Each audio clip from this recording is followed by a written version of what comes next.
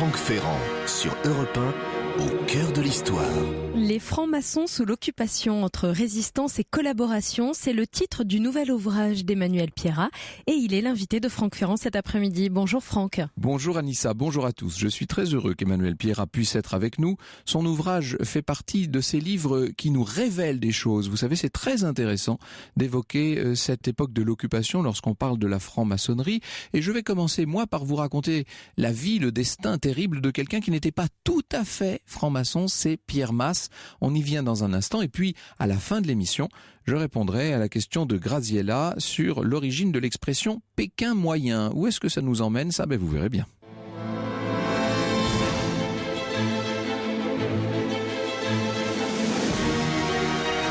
Europe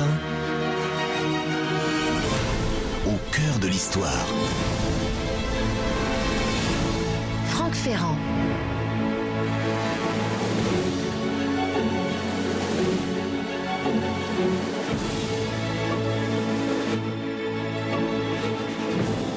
Le régime de Vichy aura vécu dans l'obsession du complot judéo-maçonnique, cette alliance fantasmée de juifs et de francs-maçons qui aurait vampirisé la France et qui, selon les idéologues du régime, aurait conduit le pays au précipice de 1940. Du reste, une des premières mesures que le gouvernement du maréchal Pétain, dès le mois d'août 1940, c'est-à-dire avant même qu'il soit question de collaboration, va prendre, c'est l'interdiction des sociétés secrètes.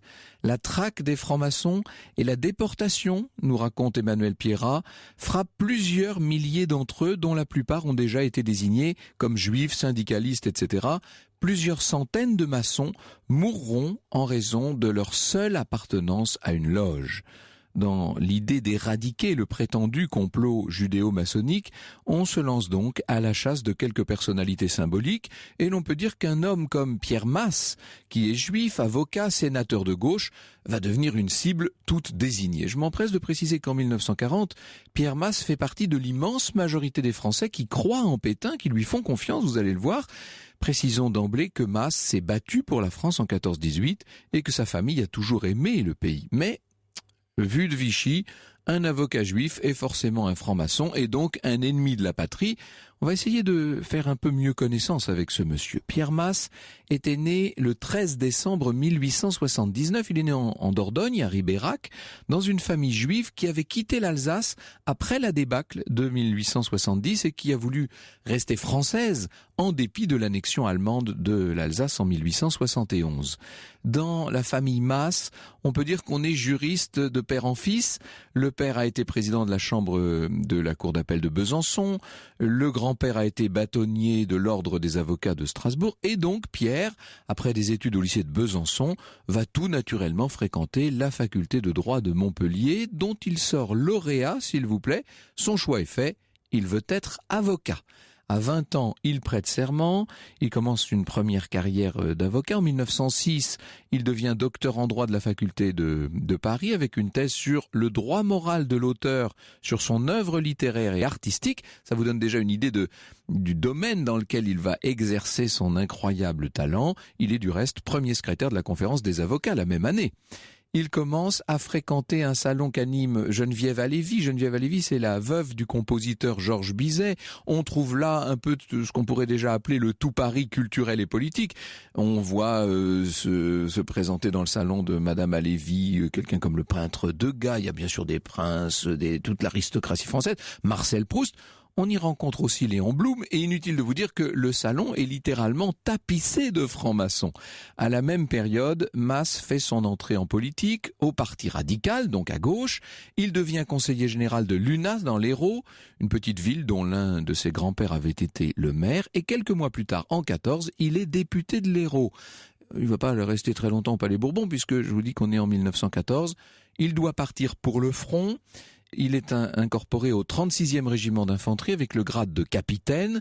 Il entre en Belgique en août 14. Il est blessé plusieurs fois au cours des combats et avec son régiment, il va passer 6 mois entiers dans des bois humides où le creusement des tranchées est très difficile. Il faut faire preuve de beaucoup de ténacité et de courage. Il va d'ailleurs recevoir la Croix de guerre et la Légion d'honneur, mais aussi 2 citations pour actes de courage exceptionnels. Vous voyez à qui l'on a affaire. Or cette guerre, évidemment, est terrible. Vous connaissez tout ce qu'on a pu dire sur la Grande Guerre. On va y revenir très bientôt à propos du centenaire de la bataille de Verdun, évidemment. Son frère, qui est sous-lieutenant au 36e RI, est tué à Douaumont en avril 1916. En septembre 17, Paul Painlevé appelle Pierre Masse dans son nouveau gouvernement. Il est à ce moment-là sous-secrétaire d'État à la guerre et il siège donc au comité de guerre aux côtés de celui qui est à cette époque le héros de Verdun, c'est-à-dire Philippe Pétain. Il ne va rester que 2 mois au gouvernement, mais ça lui laisse assez de temps pour mettre sur pied un régime de pension et pour signer l'ordre d'exécution de la célèbre espionne Mata Hari. Et oui, c'est Pierre Masse qui a signé cet ordre-là. En 1919, il abandonne son mandat de député pour redevenir avocat. Grand orateur, c'est un avocat d'assises. On le voit défendre aussi bien André Citroën que Sacha Guitry. Il a en charge des affaires compliquées, dont la plus sulfureuse est l'affaire de l'aéropostale au début des années 30, un des grands scandales politico-financiers de l'époque. Maurice Ribet, qui était bâtonnier, écrit en 47 « Masse est une admirable figure du barreau, avocat solide comme sa stature, clair comme son regard, équilibré et pondéré comme sa démarche. Ses confrères, amicaux ou déférents, à mon avis, ils sont souvent déférents, s'inclinaient devant cette autorité morale, devant cette puissante intelligence que n'embarrassait aucune difficulté et qui savait résoudre les problèmes juridiques les plus délicats avec une désinvolte facilité. La presse judiciaire est très élogieuse à l'égard de Pierre Masse, qui est, il faut le dire, un des piliers de la vie culturelle de son temps. Et dans ses plaidoiries, on le voit parler de la vie littéraire, de la vie théâtrale, etc., de quoi intéresser les jurés, bien entendu. Sa renommée lui vaut d'être une des célébrités du tout Paris de l'époque. On le voit beaucoup dans les salons. Et tout ça, bien entendu, ça va finir par le désigner comme une sorte de responsable et, pour certains, comme une cible.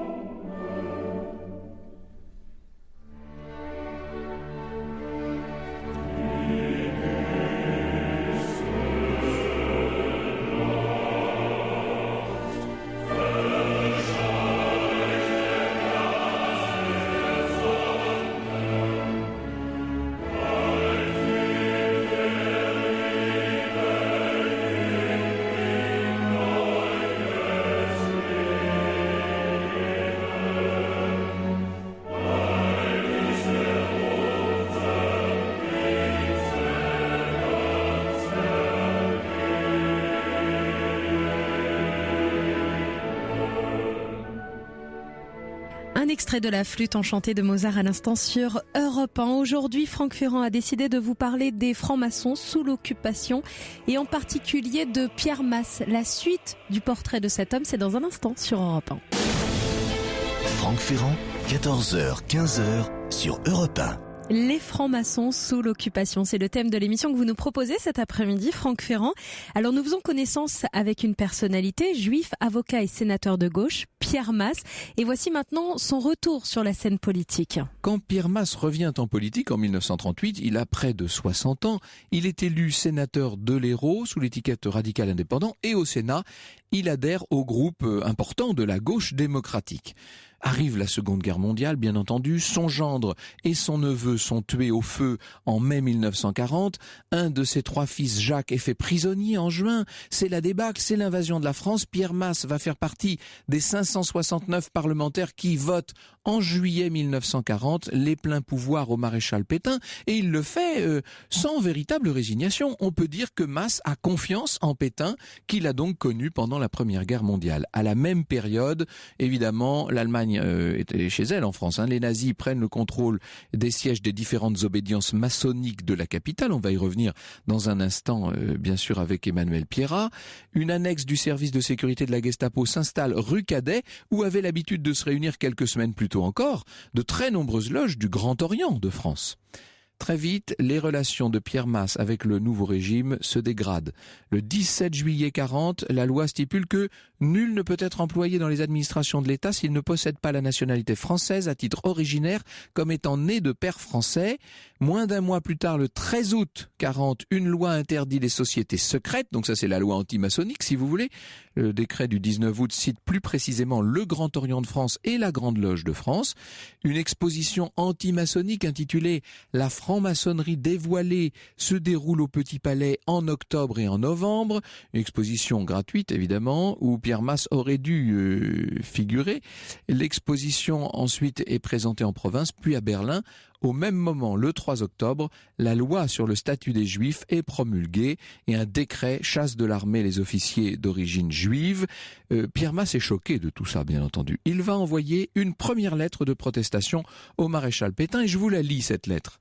Monsieur le maréchal, j'ai lu le décret qui déclare que les Israélites ne peuvent plus être officiers, même ceux d'ascendance strictement française. Je vous serai obligé de me faire dire si je dois aller retirer leur galon à mon frère, sous-lieutenant du 36e régiment d'infanterie tué à Douaumont en avril 1916, à mon gendre, sous-lieutenant du 14e régiment de dragons tué en Belgique en mai 40, à mon neveu, lieutenant au 3e colonial tué à Rethel en mai 1940. Puis-je laisser à mon frère la médaille militaire, gagnée à Neuville-Saint-Vaast, avec laquelle je l'ai enseveli? Mon fils Jacques, sous-lieutenant au 62e bataillon de chasseurs alpins, blessé à Soupir en juin 40, peut-il conserver son galon? 4 mois plus tard, février 1941, Pierre Masse reçoit une circulaire qui demande à tout sénateur de faire savoir s'il est de famille juive. Voilà la réponse du gouvernement de Vichy. Et de nouveau, Masse va s'adresser personnellement au maréchal Pétain, sur un ton certes respectueux mais ferme. Monsieur le maréchal, il n'y a pas de juifs au Sénat. Ne font partie de cette assemblée que des citoyens français, quelle que soit leur religion, élus par un collège électoral français, conformément à une constitution qui n'a pas été abrogée sur ce point. J'ai décidé cependant de répondre par déférence pour le gouvernement dont vous êtes le chef. Je n'accepte pas d'être traité en français de la 2e catégorie. Croyez que je regrette, en m'adressant à vous, d'avoir à m'exprimer avec cette fermeté. Je n'oublie pas la déférence que je vous dois, ni que j'ai eu l'honneur de siéger avec vous au comité de guerre en 1917. Pierre Masse aurait pu aller s'installer en zone libre dans l'Hérault, évidemment. C'est là d'ailleurs que se trouve l'un de ses fils, Philippe. Mais contre l'avis de ses amis, il décide de rester à Paris. Il ne va pas se montrer très discret, c'est le moins qu'on puisse dire. Il faut vous dire qu'il est l'avocat d'un certain nombre de figures très ciblées maintenant. Il est notamment l'avocat de l'auteur dramatique Henri Bernstein, qui à l'époque est exilé en Amérique et qui est diffamé pour ses origines juives par le directeur du journal antisémite et collaborationniste Je suis partout. Pierre Masse finit par être radié de l'ordre des avocats en juillet 1941 et à la même période, une loi contre les francs-maçons, une loi tout aussi restrictive que celle en vigueur contre les juifs, est votée. Les noms des anciens dignitaires des sociétés secrètes dissoutes seront publiés au journal officiel et l'accès à l'exercice de nombreuses fonctions et mandats leur sont purement et simplement interdits. Arrive le 21 août 1941, Pierre Masse est chez lui, dans son appartement de l'avenue Hoche, on est dans le 8e arrondissement de Paris, tout près des Champs-Élysées. Il est accompagné de son épouse, il n'est pas tranquille. Il sait qu'il peut être arrêté à tout moment, d'autant que, depuis la veille, une grande rafle est menée dans Paris, vous le savez. Une opération conjointe des militaires allemands et de la police française, malheureusement. Soudain, on frappe à la porte de l'appartement. Pierre Masse ouvre. C'est la police, bien entendu, et c'est la police qui est venue là pour l'arrêter. Il va faire partie des 4232 juifs arrêtés entre les 20 et 22 août à Paris. Masse n'est pas le seul avocat arrêté, ils sont 40 en tout. Et 6 sont comme lui des ténors du barreau. Il s'agit de Théodore Valenzy, de Maurice Azoulay, d'Albert Hulmeau, de Gaston Crémieux, d'Édouard Bloch et de Jean Veil. Les avocats sont arrêtés car considérés comme ayant une part importante de responsabilité dans la campagne de sabotage actuellement entreprise. On est là dans une phraséologie, évidemment, que l'on a appris à connaître. Le destin, le parcours et la vie de Pierre Masse pour cette émission aujourd'hui consacrée aux francs-maçons sous l'occupation. Voilà ce que vous propose Franck Ferrand. Vous pouvez bien sûr, comme tous les jours, réagir à cette émission, nous envoyer vos messages sur la page Facebook au cœur de l'histoire et sur Twitter avec le hashtag ACDH. Franck Ferrand revient dans un instant. Europe 1, au cœur de l'histoire. Franck Ferrand, 14h, 15h sur Europe 1.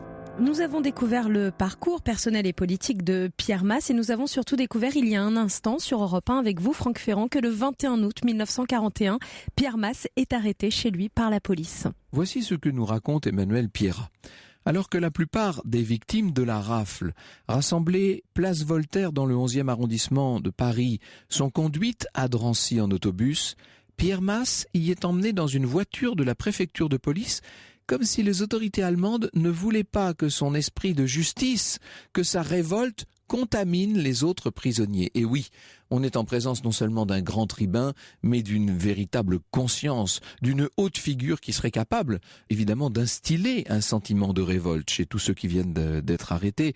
Il y a 4000 prisonniers à l'époque au camp de Drancy. Et c'est donc celui qui vient d'être arrêté n'est pas seulement un avocat, c'est un sénateur, un ancien secrétaire d'État, un officier de la Légion d'honneur, mais qui maintenant n'est plus considéré que comme un juif parmi les autres. Le bâtonnier Charpentier, qui est un ami de longue date, vient lui rendre visite. Je demandais Pierre Masse, pendant que je l'attendais devant une cloison où pendaient des nerfs de bœuf et des menottes, des hurlements éclatèrent, et je vis passer un gendarme qui empoignait un détenu par le cou et le rouait de coups. Pierre Masse me fit monter dans la chambre où étaient parqués nos confrères. La plupart n'avaient pas eu de paillasse. Son arrestation, son internement, tout ça évidemment fait les gros titres de la presse collaborationniste. Voici ce que nous dit Paris Soir, le vendredi 12 septembre 1941. Je les ai vus, ces juifs millionnaires, ex-célébrités du barreau parisien, internés dans un camp proche de notre capitale. Les 7 visages des ténors du barreau sont affichés. Il y a bien entendu celui de Pierre Masse en bas à droite. Une exposition est organisée au même moment à Paris, au Palais Berlitz. Cette exposition, vous en avez sans doute entendu parler, elle s'appelle « Le Juif et la France ». Pierre Masse partage l'affiche avec le célèbre avocat franc-maçon Henri Torres sous le titre « Protecteur du crime ». Et la légende affirme, je cite, « Ces juifs avaient transformé la noble profession d'avocat en un infâme commerce ».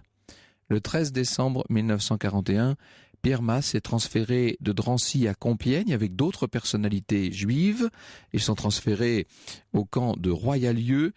Il retrouve là son frère Roger, arrêté quelques jours plus tôt, et avec qui il est autorisé à partager la même cellule. Celle d'à côté est occupée par René Blum, qui est le frère de Léon Blum. Le 14 décembre, donc le lendemain, Pierre Masse adresse une lettre au bâtonnier. « Monsieur le bâtonnier, je vais probablement mourir. Je suis venu ici comme avocat. Je mourrai, j'espère dignement, pour ma patrie, ma foi et mon ordre. Dites à mes confrères que je les remercie des honneurs qui ont accompagné ma vie professionnelle. Je vous recommande mon fils. Je finirai en soldat de la France et du droit que j'ai toujours été, bien vôtre, en toute amitié et déférent respect. » Voilà une lettre qui évidemment est terrible.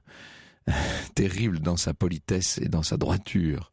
Avec son frère Roger et avec René Blum, ils se réunissent souvent, ils deviennent pour les autres prisonniers un peu un réconfort. Ils organisent même un tribunal informel qui juge les manquements aux règles en vigueur dans le camp. Les prisonniers apportent leurs petits conflits et 2 avocats plaident. Pierre Masse, lui, ne fait pas office d'avocat, là, il fait office de juge. En mars 1942, de nouveau, il est transféré à Drancy et cette fois il craque. Mon frère est colonel d'artillerie.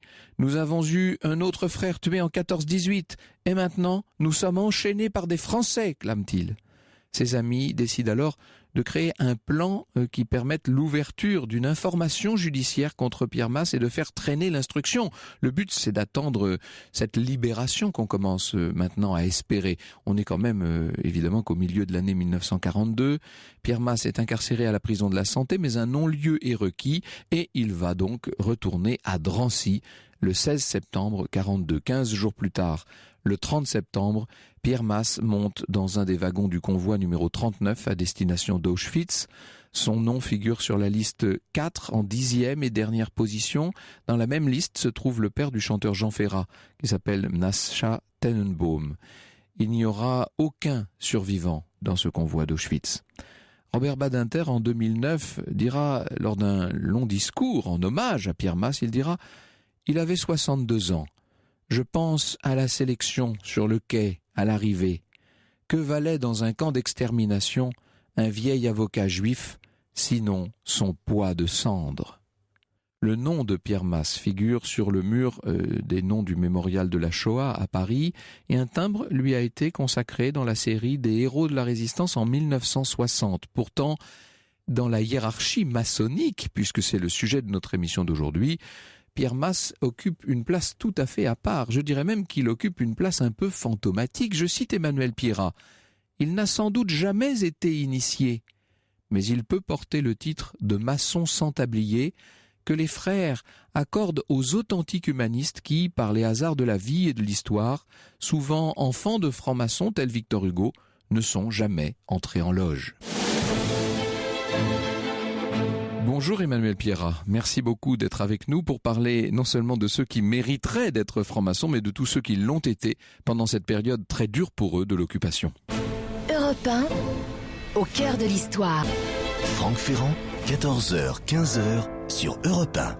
Et aujourd'hui, nous avons fait connaissance il y a quelques minutes avec Pierre Masse. Vous avez décidé, Franck Ferrand, de consacrer l'émission aux francs-maçons sous l'occupation et vous recevez Emmanuel Pierrat, avocat et écrivain et conservateur du musée du barreau de Paris. Et je reconnais que c'est un choix curieux que nous avons fait d'évoquer le destin si terrible et tragique de Pierre Masse, puisque finalement il n'était pas lui-même vraiment franc-maçon, mais vous avez fait le même choix que nous, si je puis dire, ou en tout cas vous l'avez fait avant nous, Emmanuel Pierrat, c'est-à-dire qu'on peut considérer qu'il est maçon sans tablier, comme vous dites. Oui, parce qu'en plus, d'abord par les valeurs qu'il porte, évidemment, qui sont l'humanisme, la tolérance, des valeurs universelles qui sont celles, en quelque sorte, de la République, en théorie, et qui sont celles de la franc-maçonnerie.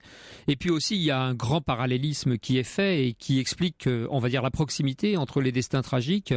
L'oppression de Vichy et du régime allemand est telle que les lois sont quasiment les mêmes. Oui, il y a une forme de parallélisme, en quelque sorte. C'est intéressant de le voir à travers le destin d'un homme comme celui-là, du reste. Hein. Voilà, c'est-à-dire qu'on poursuit, on érige un système dans lequel on va considérer, comme vous le dites pendant le récit, qu'il y a des Français de seconde catégorie, ou d'une catégorie qui ne sont pas français d'ailleurs, qui seront à la fois les juifs et les francs-maçons, dans le complot judéo-maçonnique. Voilà, c'est ça. Alors il faut qu'on revienne sur cette notion, elle est centrale, elle gouverne, si je puis dire, l'ensemble de cette question, c'est celle du complot judéo-maçonnique, grande idée du régime de Vichy, qui était une idée qui vivait depuis longtemps déjà d'ailleurs. Hein. C'est une idée qui naît au 19e siècle et qui part d'une fausse idée ou d'une fausse interprétation de la Révolution française. Mm-hmm. Une grande partie des royalistes du 19e siècle reconstruisent l'histoire et des catholiques en pensant, notamment l'abbé Baruel, qui est une sorte d'intégriste du catholicisme, pense que les francs-maçons étaient à la manœuvre majoritairement dans la Révolution, ce qui est faux parce qu'ils étaient répartis, on va dire, dans les deux camps, un peu comme beaucoup de Français, et on en a trouvé de chaque côté. Mais peu importe pour l'abbé Baruel qui va considérer que le Grand Orient de France a mené la Révolution française et donc la France à sa perte. C'est donc le parti de l'anti-France. Et puis on va considérer que globalement tous ceux qui ne sont pas vraiment français, c'est la thèse aussi de Charles Maurras et de l'Action française, de considérer que les Juifs ne sont pas des vrais Français, malgré leur permanence sur le territoire français. Et malgré le sang versé, comme l'écrit Masse dans sa lettre bâtonnier. Pour son père à 14-18, bien sûr. Et donc on va faire une sorte d'amalgame de ces gens que l'on pense n'être pas tout à fait français ou lutter pour un parti cosmopolite mondial qui viserait à renverser l'ordre établi pour avoir une mainmise. Cette espèce de folie, elle va monter au fur et à mesure aussi de scandales, d'affaires, dans lesquels on va trouver ou un non-juif ou un non-franc-maçon, et on va tirer une conclusion hâtive aidée par des faux. Le protocole des sages de Sion, faux et archi-faux, monté de toutes pièces qui rapporte un supposé complot judéo-maçonnique. Une imposture totale, mais qui va lancer véritablement un déchaînement de haine dans les années 30, conduisant à l'horreur pendant la Seconde Guerre mondiale. La plupart des hauts responsables de la Troisième République, y compris d'ailleurs dans les rangs de l'armée, dans les rangs d'armée un peu moins, mais en tout cas la plupart des responsables sont des francs-maçons. Ce que je voulais dire, c'est qu'il y en a dans l'état-major même un certain nombre. Ce n'est pas le cas du maréchal Pétain lui-même. Non, qui pensera pendant longtemps, de façon fausse, mais peu importe, c'est important, que sa carrière militaire a été entravée par la franc-maçonnerie parce qu'il n'a pas été initié. Et donc il en tirera en permanence une sorte de devise interne qu'il rendra publique en 40, qui est qu'un juif ne peut pas être responsable de sa naissance, sous-entendu il est quand même coupable, et un franc-maçon l'est toujours de ses choix. Et donc il l'est doublement coupable. Quant à un juif franc-maçon, il y en a eu beaucoup de déportés, alors là ils sont triplement en quelque sorte coupables. Est-ce que le cabinet du maréchal Pétain, ou au-delà, est-ce que le gouvernement de Vichy comptait un certain nombre de francs-maçons? Il comptait des francs-maçons. Il y a eu des traîtres à leur serment d'appartenance à la franc-maçonnerie, aux valeurs humanistes, qui ils sont infimes, mais ils existent. Sur les 100 000 francs-maçons français qui... 100 000 à peu près en 1940. En 1940. 64 000 seront fichés et interrogés par la police, radiés pour bon nombre de la fonction publique, 3 000 radiations, 1000 morts. Donc plusieurs centaines de déportés, les autres fusillés, certains se suicideront pour éviter les séances de torture, d'autres mourront comme résistants. Et pardon, pardon de prendre le sujet à l'envers, si je puis dire, mais et quelques renégats. Et donc quelques-uns qui n'échappent pas en quelque sorte à cette emprise, mais qui choisissent de faire partie de cette araignée ou de cette pieuvre qui va s'emparer comme ça des syndicalistes, des francs-maçons et des juifs. Parmi ceux-ci, je fais le portrait de 2 d'entre eux, et qui pour des raisons assez diverses, mais qui se retrouveront souvent, choisissent de pactiser avec Vichy. L'un est Jean Mamy, qui est un cinéaste qui, par carriérisme, pense pouvoir enfin réaliser son chef-d'œuvre de film. Paul Riche, en fait. Paul Riche, son vrai nom, ça sera Forces occultes, le grand film de propagande antimaçonnique diffusé en 1943 sur les écrans de toute la France. Et puis Jean-Marc Esriver, dont je dresse le portrait, qui lui est un déçu de la franc-maçonnerie, qui a cru y trouver des pouvoirs occultes, qui croit beaucoup à l'ésotérisme, qui est relié aux Tibétains, comme d'ailleurs Hitler avait des tentations. Il avait envoyé des dignitaires voir les grands lamas tibétains, pensant qu'on avait une sorte de pouvoir extraordinaire qui existait, notamment chez des Aryens. Et donc, ces esprits dérangés ont quitté la maçonnerie pour ensuite aller vendre en quelque sorte leurs secrets aux hommes de Vichy et à la police. Alors, chez Pétain, on se doute bien qu'on est catholique d'abord, si je puis dire, et on sait qu'il y a effectivement une forte aversion pour la franc-maçonnerie, mais chez Hitler, c'est presque plus étonnant, car il y a la passion des nazis pour toutes ces sociétés secrètes, etc. Il y a la passion pour les sociétés secrètes, pour la société de Thulé, c'est-à-dire un idéal en quelque sorte d'élite, et puis il y a en même temps des discours dans lesquels il faut désigner un coupable. Les Juifs ont été désignés très très tôt dans l'idée hitlérienne de ce que peut être le nazisme, comme étant responsables en quelque sorte, et puis il faudra trouver au fur et à mesure, je pense, d'autres coupables. Les francs-maçons sont tous trouvés. Il y a des partisans acharnés dans le parti hitlérien de l'antimaçonnisme. Göring, notamment, décide en 1941 que ça sera le principal axe de politique ou de propagande. Donc on s'est déjà occupé des Juifs, on est en train de les martyriser et on passe à une deuxième phase de la population en quelque sorte. Donc on expédiera dans les camps politiques les maçons qui ne sont pas juifs, on expédiera dans les camps de la mort et d'extermination les maçons qui ont le malheur d'avoir cette double appartenance. Il y a parmi les plus hauts dignitaires du Reich, donc des gens qui ont une attitude ambiguë, disons. Pour ce qui est de l'ambassadeur du Reich en France, Otto Abetz, le fameux Otto Abetz, lui-même est un peu partagé. Lui-même est très partagé. Otto Abetz, il est effectivement l'ambassadeur du Reich en France, à Paris, et il a connu beaucoup de maçons parce qu'il aime la vie intellectuelle. Il y a eu beaucoup d'écrits sur Otto Abetz. Il bénéficiera d'une certaine tolérance à la sortie de la guerre. Il ne sera pas condamné à mort, il sera condamné à de longues années de prison, mais il ne sera pas, comme certains à Nuremberg, condamné en quelque sorte à la peine capitale.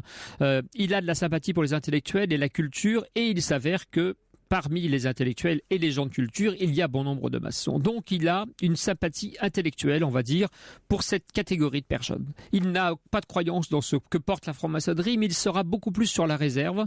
Je n'ai pas dit que ça en faisait un honnête homme et un humaniste, mais il sera en retrait par rapport à certains des nazis et par rapport à beaucoup de collabos français. Alors ceux qui en France sont les grands ennemis de la franc-maçonnerie, est-ce qu'on peut en faire une sorte de galerie de portraits? Qui sont les...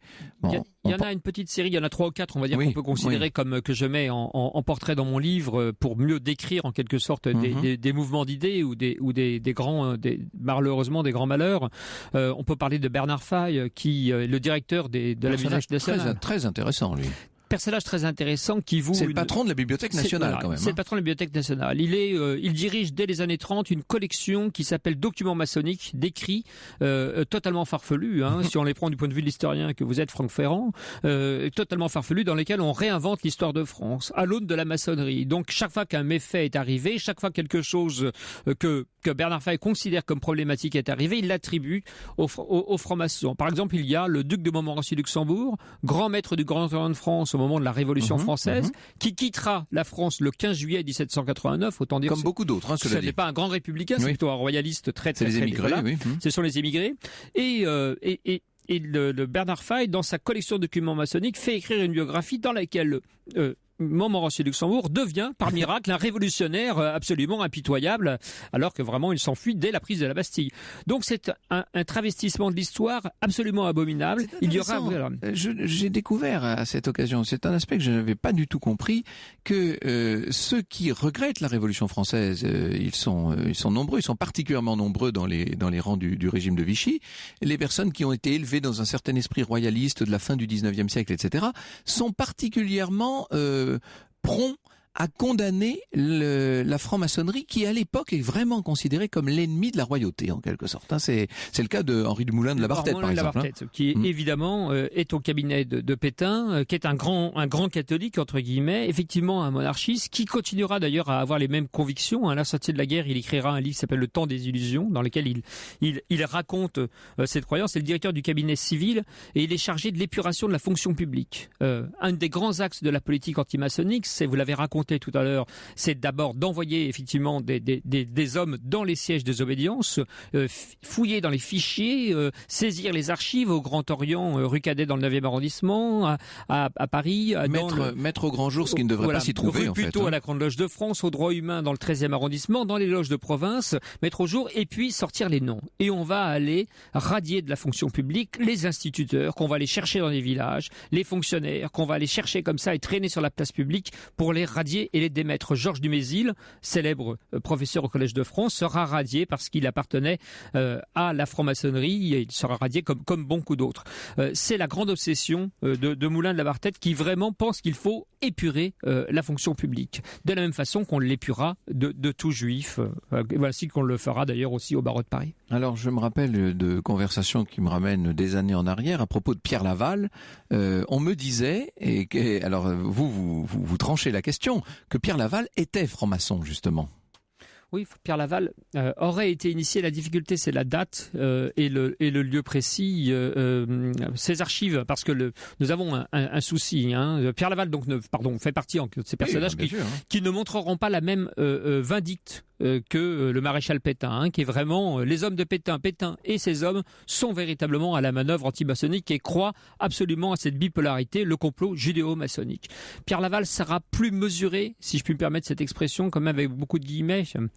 La difficulté, c'est que les archives de la maçonnerie française, elles sont donc pillées et elles sont traitées. Elles sont traitées d'une part en cherchant des noms et d'autre part, elles sont envoyées pour partie à l'école supérieure de Francfort où est l'Institut d'études juives. Donc on pense que vraiment le complot judéo-maçonnique, c'est une collusion voulue, politique. Voilà, donc c'est envoyé là à Francfort pour être examiné par de bonne foi, là, pour le coup. De bonne foi par des experts ou des supposés experts qui vont se mettre à piocher dedans. Et puis une partie de ces archives sera embarquée ensuite à Berlin, sera saisie par l'armée rouge en 1945 lors de la libération en quelque sorte de l'Allemagne nazie et emportée par les Russes à Moscou. Et elles ne seront rendues à la France. Ces archives qui racontent l'histoire de la maçonnerie en Europe, en France, en Belgique, en Europe continentale de 1723, création de la maçonnerie à 1939, elles ne seront rendues qu'il y a quelques années à peine. Les minutes passent, Emmanuel Pierrat, et je me rends compte que nous ne parlons que de figures négatives du point de vue de la franc-maçonnerie. Il serait peut-être temps de venir un certain nombre de héros. Ils sont là, ils nous attendent dans un instant. Europe 1, au cœur de l'histoire. Franck Ferrand, 14h, 15h sur Europe 1.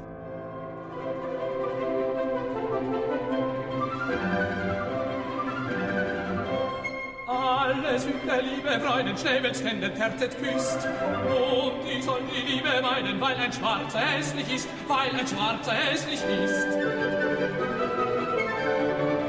Ist mir denn kein Herz gegeben, Les francs-maçons sous l'occupation, c'est le nom de l'émission, mais c'est aussi le nom du livre écrit par Emmanuel Pierrat.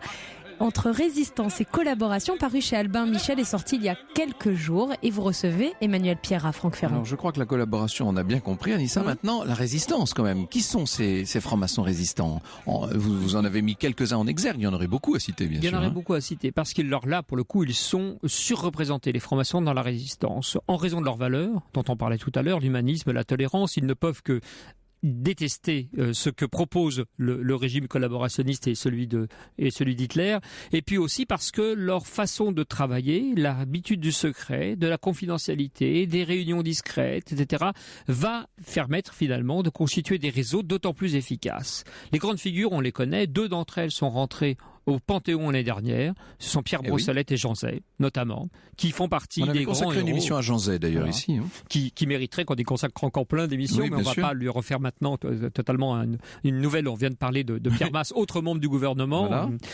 En tout cas, donc, Jean Zay et Pierre Brossolette seront tous les deux, on va dire, de grands hommes et surtout de membres, en quelque sorte, des réseaux. Surtout Brossolette, qui sera le véritable successeur de Jean Moulin. Il est initié, Brossolette, à la Grande Loge de France. Il a un grand parcours politique et de la même façon que Jean Moulin a été aidé beaucoup par les réseaux maçonniques, on le sait aujourd'hui, les réseaux de la résistance, il y a des arbitrages à faire que doit faire Jean Moulin entre les uns et les autres, notamment communistes, maçons, gaullistes. Tout le monde ne s'aime pas au début, mais il faut bien se rendre compte qu'il existe des réseaux entièrement maçonniques, Patriam Recuperare, et puis des réseaux paramaçonniques très très très portés par les francs-maçons, celui du Musée de l'Homme, très célèbre, qui notamment va se servir en partie des collections d'ethnologie pour financer la résistance et la lutte contre les nazis. Pierre Brossolette le rejoint en tant que franc-maçon. Il n'a pas grand-chose à voir avec technologie en tant que telle, et ça sera un des formidables réseaux, un des plus grands noyaux en quelque sorte de héros. Le dernier chapitre de votre ouvrage, vous le consacrez à un personnage que je ne connaissais quasiment pas, c'est Paul Anson. Vous lui tressez des lauriers, en quelque sorte, à Paul Anson. Il va jusqu'au bout de ses convictions. C'est un franc-maçon belge. Il est de Liège. Il est arrêté. Il est déporté au nord de l'Allemagne dans le 2e camp ouvert par Hitler, qui est consacré depuis 1933 aux prisonniers politiques. Il est là avec des communistes, il est avec des syndicalistes, il est avec des maçons, s'aperçoit-il, au bout d'un certain temps. Et il décide, dans l'atelier où il travaille tous les jours, encadré par des religieuses catholiques, il travaille sous la houlette et la tutelle des nonnes, et surtout sous la tutelle des soldats allemands. Oui, ça bien sûr. Et dans un camp où on finit par mourir assez rapidement, il décide de repérer des maçons et de reconstituer une loge. Il crée une loge qui s'appellera Liberté Chérie, avec 6 autres maçons, et ils iront jusqu'au bout de la démarche en allant initier un de leurs codétenus qu'ils pensent pouvoir porter les mêmes valeurs qu'eux, vouloir rester un homme, vouloir rester digne, se battre pour les autres, se battre pour l'humanisme. Ils vont procéder à cette initiation. Anson, je ne sais pas comment on prononce, il décédera juste à la libération. Les bombardements alliés de la libération de son camp vont le tuer. Il restera des survivants de cette loge Liberté Chérie qui ont raconté à la sortie ce qui s'est passé, qui ont témoigné de la constitution de cette loge et de cette initiation. La grande leçon qui en sera tirée politiquement en France, c'est le Parti communiste qui la tirera, parce que là où la cellule s'est détruite à l'épreuve de la camp de concentration, des camps de la mort, de la déportation, la loge a parfois résisté, mieux, elle s'est créée, et le Parti communiste français lèvera l'interdiction d'appartenir à la franc-maçonnerie pour ses membres. Il y a un anathème de la double appartenance, ce qu'on appelle comme ça. Donc on ne peut pas être communiste et franc-maçon jusqu'en 1940, on peut l'être à partir de 1945. C'est une des conséquences des nombreuses conséquences de la Seconde Guerre mondiale, bien sûr. De cette vision extraordinaire qu'ont eu des hommes qui combattaient, qui croyaient combattre tous pour la liberté, et qui s'aperçoivent que certaines structures ont mieux résisté que d'autres. Quelques questions qui me viennent à l'esprit et que vous clarifiez dans cet ouvrage, Les francs-maçons sous l'occupation, publié chez Albin Michel et Emmanuel Pierrat. D'abord, la question de la partie liée des francs-maçons avec la Troisième République, bien entendu, puisque lorsque cette Troisième République s'effondre en 1940, lorsque la classe politique, presque comme un seul homme, pas tout à fait, certes, va voter les pleins pouvoirs au maréchal Pétain, elle est, cette Troisième République, réputée être une république maçonnique. On se rend compte que c'est un peu moins vrai que ce qu'on a dit. Ça l'a été sans doute dans les années 1900, ça l'est beaucoup moins dans les années 1930. Ça l'est déjà moins dans les années 1930, c'est vrai. Le gouvernement, néanmoins, du Front populaire comportera bon nombre de francs-maçons. Et puis, il y a des événements qui mettent en lumière, en quelque sorte, l'appartenance des hommes politiques, ou d'un grand nombre d'hommes politiques à la maçonnerie, avec des degrés variés. L'affaire Stavisky, en 1934, servira ou desservira beaucoup les maçons, servira au complot judéo-maçonnique. On s'apercevra qu'effectivement, il y a des maçons mêlés dans cette affaire. Des affairistes, quoi. Des affairistes. Et il y en a malheureusement partout. Mais donc, leur appartenance fait que lors des émeutes qui ont lieu à la suite donc, des incidents donc, du 6 février 1934, il y a plusieurs blessés, milliers de blessés, place de la Concorde, devant l'Assemblée nationale. Il y aura une vingtaine de morts. Il y aura des émeutes importantes au Palais de justice également, où on affiche sur les morts du Palais de justice les noms des maçons qu'il faut chasser du gouvernement et du barreau. On marque Paul Boncourt, on marque Fro, on marque tout un tas de noms et on fait des listes comme ça. Donc les noms des maçons apparaîtront. La fièvre du 6 février. La fièvre du 6 février. Et révélera en quelque sorte l'appartenance de certains hommes politiques à la franc-maçonnerie. Sans qu'il y ait de malversation nécessairement, mais la simple appartenance devient suspecte en tant que telle. Vous nous disiez tout à l'heure environ 100 000 francs-maçons en France, dont 64 000 fichés, répertoriés. Combien y en a-t-il aujourd'hui par rapport à cette époque du milieu du XXe siècle ? Il y a à peu près 320 000, 330 000 maçons en France, dont 170 000 actifs. C'est-à-dire qu'on reste maçon à partir du moment où on a été initié toute sa vie, 2 et 3 fois plus. à moins de démissionner ou de renoncer à son appartenance. Mais donc on considère qu'il y en a 2 à 3 fois plus.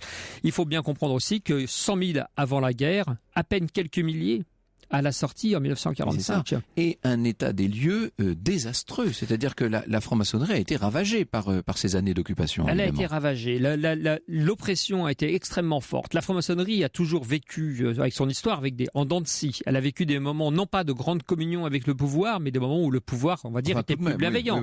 Napoléon a été le grand protecteur de la franc-maçonnerie, comme vous le savez bien, Franck Ferrand. Et puis, il y a eu néanmoins la Restauration, qui juste suit et qui pense que parce que les maçons ont été aimés par Napoléon, alors ils porteront la notion du bonapartisme et donc par conséquent ils deviennent suspects. Et immédiatement, le nouveau pouvoir pensera qu'il faut les chasser et les brimer. Les maçons en garderont donc, cultiveront ce secret qu'on leur reproche, ils l'utiliseront pour continuer à se réunir. Ils se réunissent notamment à l'arrière-salle des tavernes en créant une loge simplement par le fait d'être assis les uns autour des autres et de dessiner à la craie par terre sur le sol, le parquet de ces auberges, ce qu'on appelle un tableau de loge, donc quelques symboles qui permettent de constituer un temple comme ça, ex nihilo. On peut le faire dehors, on peut le faire à beaucoup d'endroits.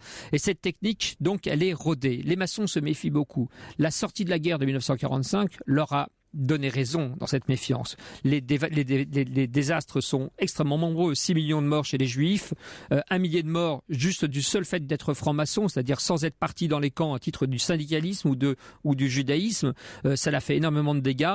La maçonnerie se refermera sur elle-même. Le Grand Orient, à Paris, rue Cadet, construira une nouvelle façade à son immeuble historique qui était celui du Prince Murat, donc construit, érigé pour la maçonnerie en grande partie au 19e siècle, et elle dressera une sorte de grand barrage métallique en encorbellement qui descend sur la rue. Elle demandera à un architecte de barrage de bien vouloir construire cet ouvrage. Le symbole est très fort. Donc il y a un traumatisme et le secret sera aussi fort que pour les rescapés juifs des camps qui pendant très longtemps porteront un tatouage avec un numéro et ne parleront pas, ni à leurs proches, ni même à leurs enfants, de ce qui s'est passé et de l'horreur qu'ils ont traversée. Et en même temps, est-ce que le secret n'est pas... Alors nous avons déjà eu l'occasion de parler de cela ensemble, et je me rappelle la réponse que vous m'aviez faite, mais tous les auditeurs n'étaient pas forcément là.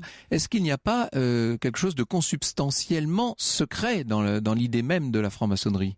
Est-ce que les francs-maçons ne sont pas quelque part condamnés au secret ? Est-ce que ça n'est pas leur propre façon d'être ? C'est plus une société discrète qu'une société secrète aujourd'hui. Mais il faut aussi comprendre que le secret, en réalité, il existe d'une certaine façon plus tellement. Il existe dans le fort intérieur de chaque maçon. Casanova, qui était un grand maçon, l'a écrit très bien dans ses mémoires en disant que finalement déjà au XVIIIe siècle, tout était publié. On pouvait lire les rituels, on pouvait savoir ce qui se passait dans les loges, comment on devenait maçon, comment on initiait, les cérémonies, etc. Mais que jamais personne ne pourrait ressentir ce que l'on ressent quand on est soi-même initié. Et que donc le secret de la maçonnerie, il résidait dans cette impression, ce vécu, cette façon de travailler les uns avec les autres envers l'humanité. Merci beaucoup Emmanuel Pierrat d'être venu nous parler de cette époque. On aurait pu évidemment développer certains aspects, et notamment la conclusion finale. C'est que, et je vous cite, page 356, la propagande vichiste, dites-vous, aura réussi l'un de ses buts, entourer cette organisation d'une aura sulfureuse, inspirer à son égard la méfiance, une méfiance durable. Personne ou presque ne s'affichera désormais plus comme franc-maçon. C'est donc globalement un succès pour, au-delà même du régime de Vichy, tous ceux qui voulaient, en quelque sorte, culpabiliser la maçonnerie. De la même façon que beaucoup de juifs français feront ce qu'on appelle la francisation des noms, c'est-à-dire qu'on transformera de Isaac en Jacques, de peur que l'oppression et le malheur ne retombent, et qu'ils reviennent juifs, francs-maçons ou juifs et francs-maçons. Tout le monde ressort totalement traumatisé de ce que la République a pu commettre en votant notamment les pleins pouvoirs au maréchal Pétain. Vous avez le sentiment qu'aujourd'hui, au Grand Orient, à la Grande Loge ou ailleurs, il y a une inquiétude sur ce qui pourrait advenir à l'avenir Il y a une inquiétude. Sur Internet résonnent des échos complotistes de la même engeance, dans lesquels, alors ce ne sont plus les maçons au sens où on l'entend nécessairement aujourd'hui, mais ce sont les Illuminati qui ont été, c'est vrai, une branche de la maçonnerie, oui, au XVIIIe siècle, très minoritaire, et on parle d'une renaissance des Illuminati, alors totalement imaginaire, je peux vous le dire, mais fantasmatique, mais il n'y a rien de plus beau pour un complot, et imaginer un complot contre, on va dire, la survie du monde que par un ennemi imaginaire. Donc, à la fois les Juifs sont désignés, d'autres communautés, d'autres formes d'appartenance, etc., sont désignés aux côtés des Illuminati et des maçons. C'est le grand retour du complot antimaçonnique. Entre résistance et collaboration, les francs-maçons sous l'occupation d'Emmanuel Pierrat, c'est publié chez Albin Michel. Et dans un instant, restez avec nous sur Europe 1. Franck Ferrand vous donnera les origines de l'expression Pékin moyen. L'histoire sur Europe 1, c'est avec Franck Ferrand. Au cœur de l'histoire. Retour aux origines. Et aujourd'hui, pour vous, Franck Ferrand, une question de Gradiella sur le site europe1.fr. Elle vous demande pourquoi parle-t-on d'un Pékin moyen et est-ce que cela a un rapport avec la capitale chinoise ? Je vais y venir dans un instant, mais je suis en train de lire les messages. J'ai pas eu le temps d'ailleurs de poser toutes les questions que nos auditeurs nous ont envoyées. Et Gilles notamment me signale qu'un de ses amis fête aujourd'hui ses 44 ans. Or cet ami s'appelle Franck Ferrand, figurez-vous. Ah, génial. Je sais, grâce à Facebook, qu'il y a énormément de Franck Ferrand en France. Et j'en profite pour d'abord souhaiter un bon anniversaire à ce Franck-ci et pour dire à tous les autres que je suis vraiment désolé des inconvénients que cette homonymie pourrait leur procurer, ou des avantages, pourquoi pas, espérons. Alors le Pékin, c'est un terme militaire, bien entendu, un terme qu'on emploie, vous savez, depuis la fin du XVIIIe siècle dans les armées. D'où ça vient ? Très probablement, ça n'a rien à voir avec la Chine et avec la capitale, avec Pékin, bien entendu. Il semblerait bien que les Pékins en question viennent de Provence, si je puis dire. Le terme aurait été apporté par des recrues militaires qui arrivaient de Provence, parce que là-bas, en langage local, il faudrait poser la question à Lorena, mais Pékin, ça désigne une personne un petit peu Pékin, c'est quelqu'un de faible, d'un petit peu malingre, si vous voulez. Et c'est un terme qui vient directement de l'espagnol pequeño, qui veut dire petit, bien entendu. Donc le Pékin, c'est le petit, oui, voilà, et c'est devenu un terme militaire, bien entendu. C'est pas très positif, hein, c'est assez, il faut bien dire, c'est assez péjoratif, surtout quand on ajoute le Pékin moyen, vous imaginez.